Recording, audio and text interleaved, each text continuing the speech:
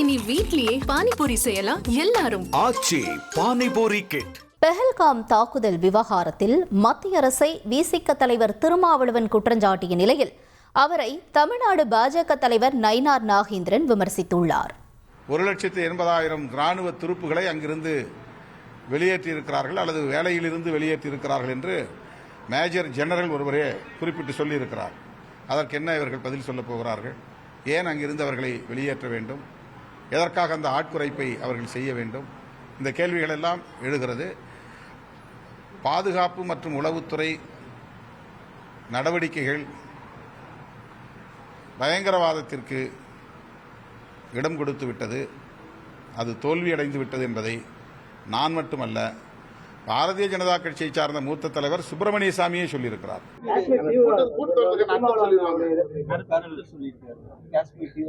அதாவது முதல்ல எல்லாருக்கும், உங்களுக்கும் எனக்கும் நாட்டுப்பற்றுங்கிறது வேணும், தேசப்பற்று தேச உணர்வுங்கிறது வேணும். அதை புரிந்து கொண்டு எல்லா தலைவர்களும் நாட்டின் நன்மை கருதி அது மாதிரி கருத்துக்களை பேசணும். டிவியில் வரணுங்கிறதுக்காக எந்த கருத்துக்களை யாரும் பேசினா வந்து இந்த விவகாரத்தை பொறுத்த வரைக்கும் அனைத்து கட்சியுமே வந்து இன்னைக்கு தெலுங்கானா முதலமைச்சர் பேசியிருக்காரு பார்த்தீங்களா? என்ன சொல்லியிருக்காரு அவர்? பாகிஸ்தான் துண்டாடப்பட வேண்டும், பாரத மோடிக்கு முழு ஆதரவு கொடுப்போம்னு யார் ரேவந்த் ரெட்டி சொல்லியிருக்காரு. எந்த கட்சியை சேர்ந்த சொல்லுங்க பார்க்கலாம்? எந்த கட்சி? காங்கிரஸ் கட்சியை சேர்ந்த ஒருத்தர் வந்து நமது தேச உணர்வுக்காக பாடுகிறார்.